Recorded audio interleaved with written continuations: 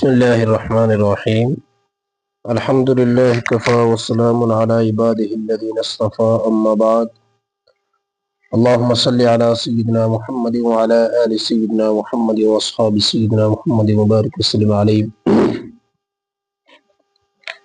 گزشتہ قسط میں ہم نے نبی اکرم صلی اللہ علیہ وآلہ وسلم کے خاندان اور ان کے والد اور والدہ محترمہ کے بارے میں کچھ بتایا تھا، تو آج ہم نبی اکرم صلی اللہ علیہ وآلہ وسلم کی ولادت بسعادت کے بارے میں آپ حضرات کے سامنے کچھ عرض کریں گے۔ حضرت نبی اکرم صلی اللہ علیہ وسلم کی ولادت وہ وقت آ گیا جس کے لیے صدیوں سے سورج طلوع اور غروب ہو رہا تھا، جس کے انتظار میں آسمانوں کے ستارے ٹکٹکی باندھے منتظر تھے، جس کی خبر 1,00,000 سے زائد انبیاء کرام علیہم السلام نے اپنی اپنی قوموں کو دی تھی، جس کے لیے سیدنا ابراہیم علی نبینا علیہ السلام نے در کعبہ پر دعا مانگی تھی، جس کی آخری خوشخبری 570 سال پہلے حضرت عیسیٰ علیہ السلام نے دی تھی۔ واقعہ فیل کے 50 یا 55 روز بعد روایات مختلف ہیں، 8 یا 9 ربیع الاول بمطابق 22 اپریل 571 عیسوی بروز پیر رات اپنی تاریکی سمیٹ ہی رہی تھی اور صبح کی روشنی آنکھیں کھول ہی رہی تھی کہ نبیوں کے امام حضرت آمنہ کے لاڈلے عبداللہ کے لخت جگر حضرت محمد الرسول اللہ صلی اللہ علیہ وآلہ وسلم مشہور روایت کے مطابق اپنے والد کی وفات کے تقریباً 3 ماہ بعد چچا ابو طالب کے گھر جہالت کی تاریکی سے انسانیت کو نجات دلانے کا اعلان کرتے ہوئے ساری دنیا کو ہدایت کی روشنی سے منور کرنے کے لیے صبح کے وقت اس دنیا میں تشریف لے آئے۔ حضرت آمنہ بیماری کے دنوں میں کچھ ایسے خواب اور خیر و برکت والی باتیں دیکھتی تھیں جس سے وہ پیدائش سے قبل ہی اپنی قسمت کو اوج کمال پر سمجھ رہی تھیں۔ اب پیدائش کے وقت کچھ ایسی باتیں سامنے آئیں کہ وہ حیران و ششدر رہ گئیں۔ جب بچہ شکم میں ہوتا ہے تو ماں کو بہت زیادہ تکلیف ہوتی ہے، بار بار الٹی کا آنا، بخار چڑھنا۔ جب بچہ پیدا ہوتا ہے تو کچھ نہ کچھ گندگی ضرور ہوتی ہے، لیکن یہاں ایسا خیال کرنا بھی گناہ تھا، اور مشہور روایت کے مطابق نبی اکرم صلی اللہ علیہ وآلہ وسلم کا ختنہ بھی پہلے ہی ہو چکا تھا، ختنے کی بھی ضرورت نہیں پڑی۔ دنیا میں اس طرح تشریف لائے کہ ہاتھ اور پیشانی زمین پر تھے۔ حضرت آمنہ فرماتی ہیں کہ اس وقت کمرے میں ایک ایسی روشنی پھیلی جس سے پورا کمرہ روشن ہو گیا۔ پھر ایک ایسا نور دیکھا جس سے ملک شام بطور خاص بصرہ کے محل روشن ہو گئے۔ یہ بات حقیقت بن کر اس طرح سامنے آئی کہ حضرت نبی اکرم صلی اللہ علیہ وسلم کی مبارک زندگی میں عرب سے باہر اسلام کی روشنی سب سے پہلے ملک شام میں اور خاص اس کے شہر بصرہ میں پہنچی۔ حضرت آمنہ فرماتی ہیں کہ ولادت کے وقت مجھے ایسا لگا کہ آسمان کے ستارے میرے لخت جگر کی طرف جھکے آ رہے ہیں، یہاں تک کہ مجھے گمان ہوا کہ یہ ستارے مجھ پر آ گریں گے۔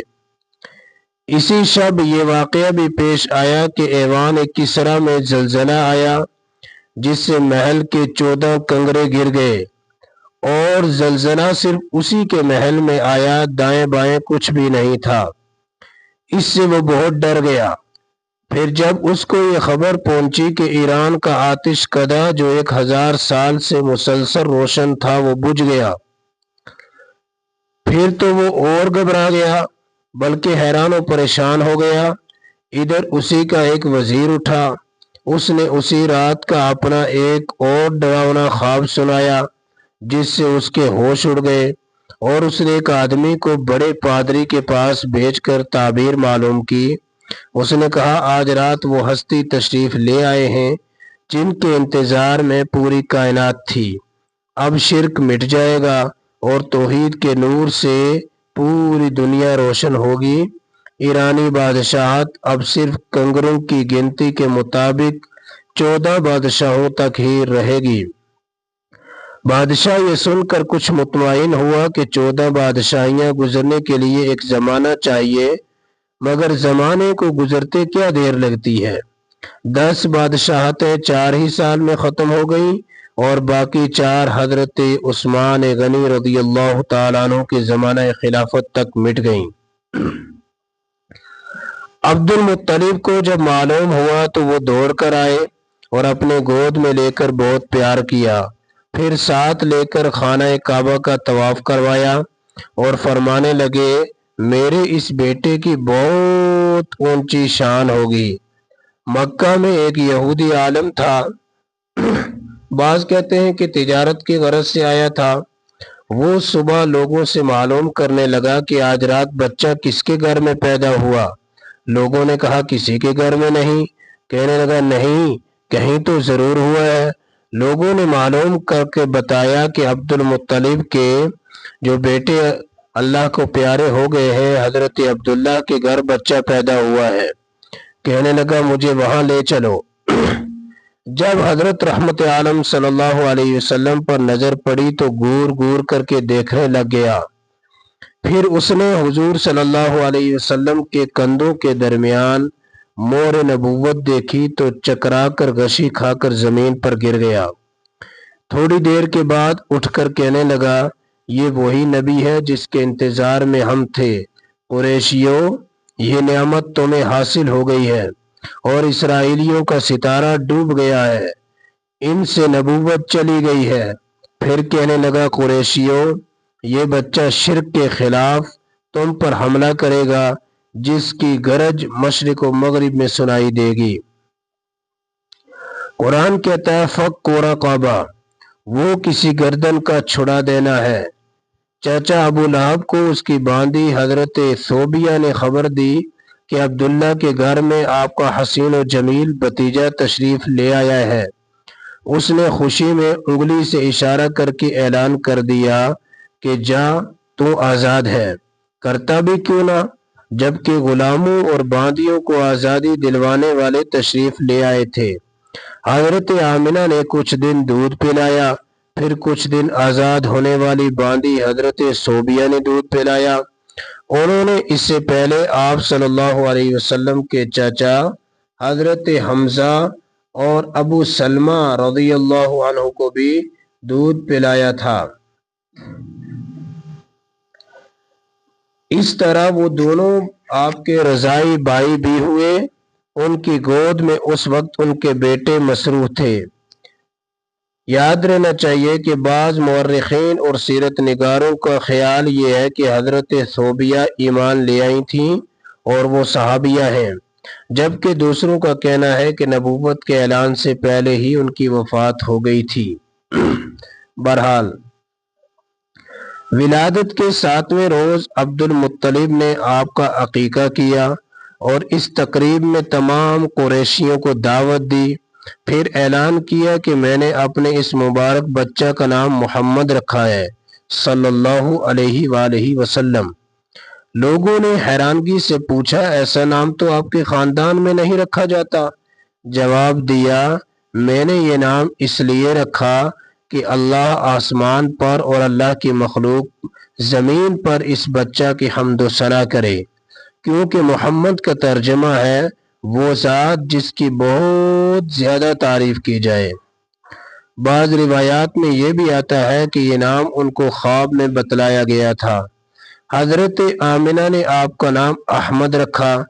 جس کا ترجمہ بہت تعریف والا یا اللہ تعالیٰ کی بہت زیادہ تعریف کرنے والا۔ ترجمہ سے یہ بات روز و روشن کی طرح یہاں ہوتی ہے کہ یہ نام خدائی اشارہ کے بغیر نہیں رکھے جا سکتے۔ کچھ روایتوں سے معلوم ہوتا ہے کہ لوگوں نے یہودیوں اور عیسائیوں سے یہ سن کر کہ آخری پیغمبر کا اسم گرامی محمد اور احمد ہوگا، اس وقت بہت سارے بچوں کے نام احمد اور محمد رکھ لیے تھے، لیکن اللہ کی قدرت، ان میں سے کسی نے نبوت کا دعویٰ نہیں کیا۔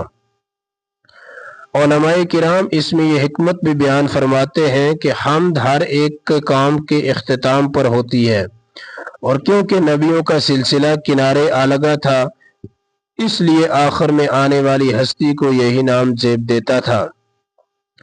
اس نام مبارک کا یہ کمال تھا کہ جب اندھیرے کے پجاری اس چراغ کو گل کرنے کے واسطے جھوٹی بدنامی کرتے تھے، اس وقت بھی وہ نام لیتے وقت تعریف کرنے پر مجبور ہو جاتے تھے۔ معزز سامعین گرامی قدر، آج کی قسط میں ہم نے کچھ ٹاپک پر بات کی ہے کہ باندیوں کو آزاد کر دیا گیا، حضور اکرم صلی اللہ علیہ وسلم کا عقیقہ ہوا، نام کیسے رکھا گیا، اور ولادت بسعادت کیسے ہوئی۔ انشاءاللہ اگلی قسط میں ہم رحمت والے نبی جناب محمد عربی صلی اللہ علیہ وسلم کس طرح حلیمہ سعدیہ کے ہاں پہنچے اور بنو سعد میں کیسے انہوں نے اپنی زندگی گزاری، دیگر واقعات آپ حضرات کے سامنے پیش کریں گے۔ امید ہے کہ آپ کو ہماری اقساط پسند آئیں گی، اور پسند آئیں بھی کیوں نہ، چونکہ تعریف اس کی ہو رہی ہے جس کی تعریف سارا جہان کرتا ہے۔ اگر قسط اچھی لگی ہو تو ویڈیو کو لائک شیئر ضرور کریں، ہمارے اس فیس بک پیج کو فالو کر لیں، انسٹاگرام پیج کو فالو کر لیں، اور یوٹیوب چینل کو سبسکرائب ضرور کر لیں، تاکہ ہر آنے والی قسط آپ تک بہت جلد پہنچ سکے۔ اللہ آپ کا حامی و ناصر ہو۔ اللہ ہم سب کو حضور سرور دو عالم صلی اللہ علیہ وآلہ وسلم کے ساتھ پکی سچی محبت عطا فرمائے، حضور کے اسوہ حسنہ پر چلنے کی توفیق عطا فرمائے۔ وآخر دعوانا ان الحمدللہ رب العالمین۔